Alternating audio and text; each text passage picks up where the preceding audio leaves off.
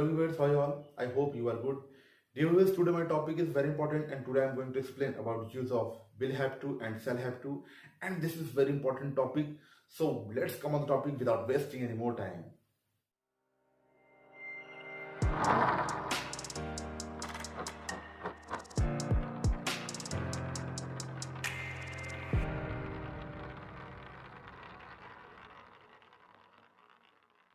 Viewers, आज का जो हमारा टॉपिक है बहुत ही इंटरेस्टिंग और जबरदस्त टॉपिक है।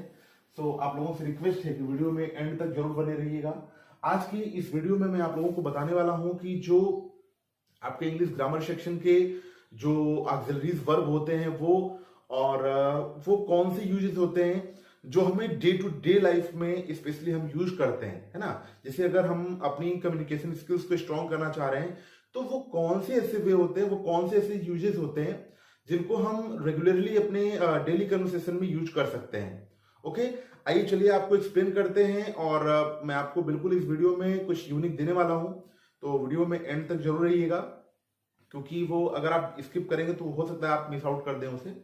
ठीक है, तो आप वीडियो में एंड तक रहिएगा और मैं आपको बताता हूं कि ये आज का जो टॉपिक है will have to and shall have to, ये क्या होता है, कैसे इसके यूजेस होते हैं, कैसे ये सेंटेंस में अपने आप को रिप्रेजेंट करता है। और उसके साथ साथ बच्चों मैं आप लोगों को बताना चाहूंगा कि इसके पहले एक वीडियो मैंने बनाया है जो हैड टू पे बेस्ड है। अगर आप उस वीडियो को नहीं देखे हैं तो प्लीज उस वीडियो को देखिए, उसका लिंक मैं आपको आई बटन में दे रहा हूं। और उस वीडियो में मैंने बहुत ही अच्छे से एक्सप्लेन किया हुआ है और सेम उसके आगे हम बढ़ते हैं तो आपको ये यूज मिलता है जिसमें बहुत ही डिफरेंट तरीके से हम इस टॉपिक को समझेंगे और कैसे हम डेली कन्वर्सेशन में अपने सेंटेंसेस को यूज करते हैं, कहाँ ये कैसे हेल्प करेगा, सारी चीजें क्लियर करते हैं। आइए, अब टाइम वेस्ट नहीं होगा आपका। तो सबसे पहले मैं आप लोगों को बताना चाहूंगा कि ये जो विल हैव टू है, विल हैव टू या शैल हैव टू, ठीक है, विल हैव टू या शैल हैव टू, आप चाहे जो कहिए इसको। ऑलमोस्ट क्या होता है कि जैसे मैंने आपको पिछले कई वीडियो में मैंने आपको ये बताया है कि इसका यूज जो शैल हैव टू का यूज होता है वो आई और वी के साथ होता है, लेकिन ऐसा होता नहीं है। ये जो आज का टॉपिक है ना, इसमें ऐसा नहीं होगा। इसमें अगर आप शैल हैव टू लगाएंगे तब भी गलत नहीं होगा, लेकिन होता क्या है, आई और वी के साथ भी ऑलमोस्ट विल हैव टू का ही यूज होता है। ठीक है, आइए अब हम आपको आइडेंटिफिकेशन बताते हैं, इस सेंटेंस की पहचान बताते हैं कि ये ऐसा कौन सा सेंटेंस होगा जिसमें हम ये सारी यूजेस को यूज करेंगे। ठीक है, सबसे पहले आपको पहचान हम बताते हैं। देखिए, इस सेंटेंस की जो पहचान होती है वो होता है जैसे कि पढ़ता होगा, पढ़ता होगा, पढ़ती होगी, ठीक है, पढ़ती होगी और पढ़ते होंगे, ये हो गया। अगला है ना होगा, ना होगा, नी होगी, ठीक है, नी होगी और ने होंगे। अब आपको ध्यान देने वाली बात यह है, यहां पर मैं आपको दो टाइप के आइडेंटिफिकेशन दिया हूं। पहला है पढ़ता होगा, पढ़ती होगी, पढ़ते होंगे, ठीक है, और दूसरा है ना होगा, नी होगी, ने होंगे।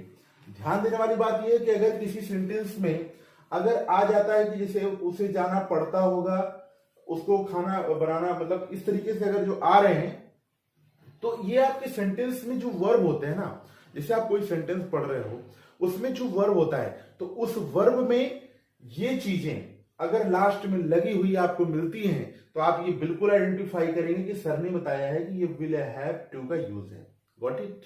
क्या कहा मैंने, फिर से रिपीट कर रहा हूं।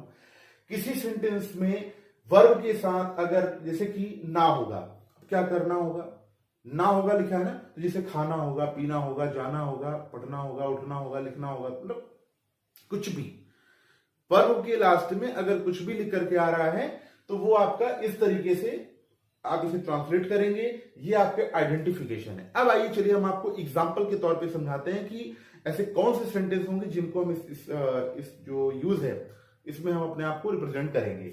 देखिए, जैसे होता क्या है, जैसे मैंने कहा कि मुझे जाना होगा, मुझे जाना होगा।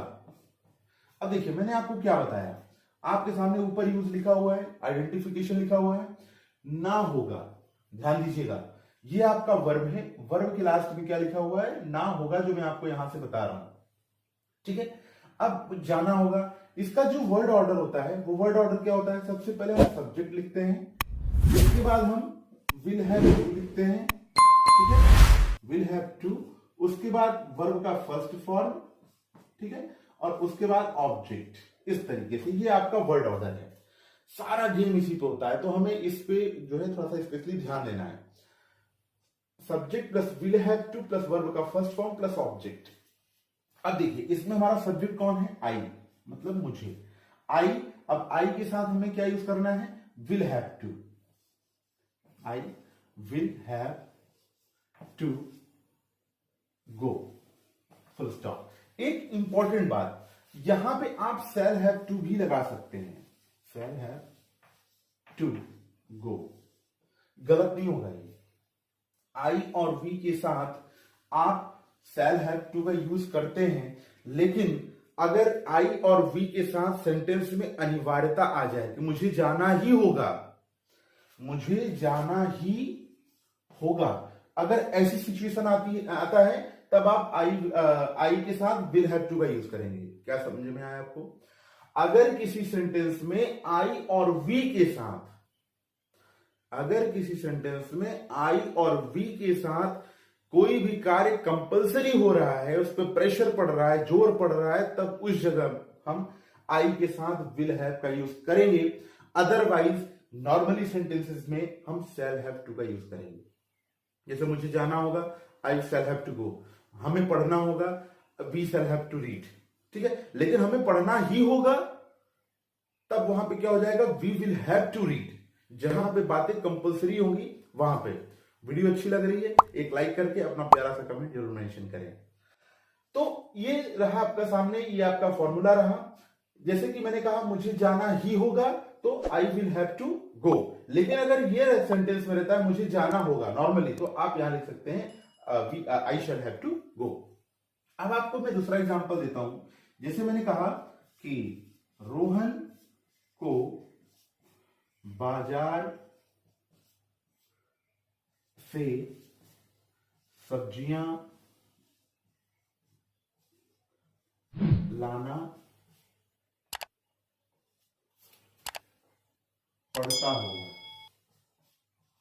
लाना पड़ता होगा। ठीक है, इतना बड़ा सेंटेंस मैंने आपके सामने लिख दिया। डोंट वरी, घबराने की जरूरत नहीं है। आप इस वर्ड ऑर्डर को फॉलो करेंगे, कोई दिक्कत नहीं होगी। इंपॉर्टेंट क्या होता है, मैं पिछले कई वीडियो से आपको बताता आ रहा हूं कि हमारे जो सब्जेक्ट होते हैं वही सबसे ज्यादा इंपॉर्टेंट होते हैं। ठीक है, हम सबसे पहले अपने जो हमारे सब्जेक्ट होते हैं, हमें अपने सब्जेक्ट पे पूरा पूरा फोकस करना है, क्योंकि जो सारा गेम होता है ना, वो पूरा सब्जेक्ट पे ही डिपेंड होता है। मैं पिछले कई वीडियो में आपको बताया हूं सब्जेक्ट के बारे में। तो यहां पे हम अपने सब्जेक्ट को, अपने यूज को और अपने वर्ब को हम स्पेशली ध्यान देंगे, और उसी से हमारी जो प्रॉब्लम्स है वो सॉर्ट आउट होगी। आइए आपको बताते हैं, इसको हम सॉल्व करते हैं। आपके सामने इतना बड़ा तो मतलब लग रहा है, लेकिन आपको समझने वाली बात सिर्फ इतनी सी है। ठीक है, सिर्फ आप इतने को अगर ध्यान दे रहे हैं तो आपको यहां कोई दिक्कत नहीं आएगी। देखिए, सबसे पहले आपने क्या किया,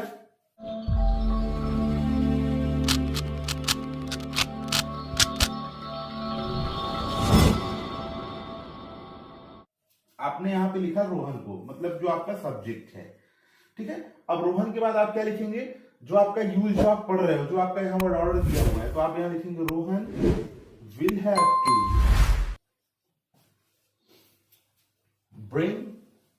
ब्रिंग लाना, आपका main word. Rohan will have to bring vegetables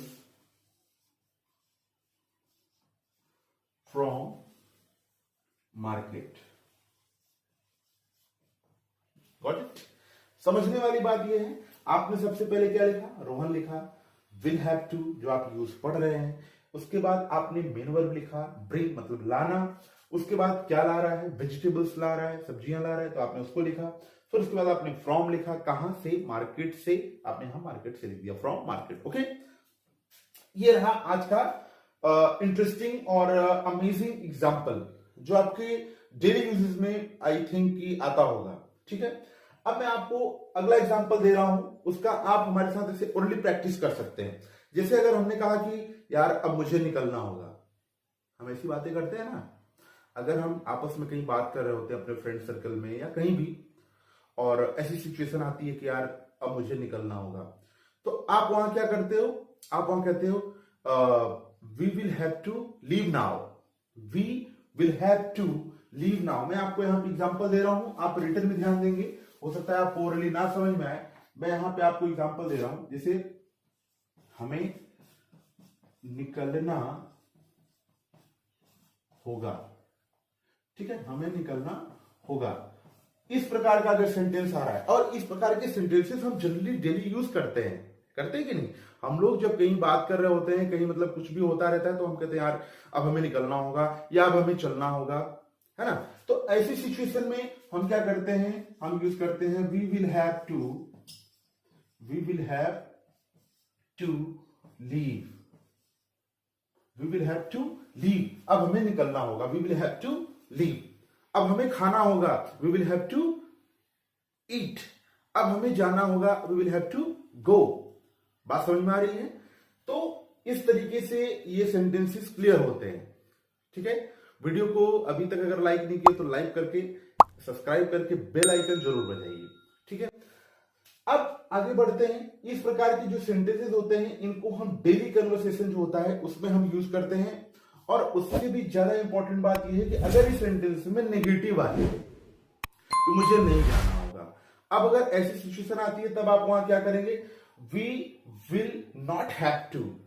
क्या कहा मैंने, we will not have to. मैं आपको नेगेटिव का वर्ड ऑर्डर दे रहा हूं जो कि बहुत ज्यादा इंपॉर्टेंट होता है, बच्चे बहुत ज्यादा गड़बड़ी करते हैं। वो वर्ड ऑर्डर आप देखिए, सबसे पहले आप सब्जेक्ट लिखेंगे, उसके बाद विल नॉट हैव टू, या आप यहां पे शैल भी कर सकते हैं, है ना। जैसे यहां पे शैल भी हो सकता है, विल नॉट हैव टू या शैल नॉट हैव टू। उसके बाद वर्ब का फर्स्ट फॉर्म, फिर ऑब्जेक्ट लगा करके क्लियर करेंगे। बात समझ में आई आपके सामने।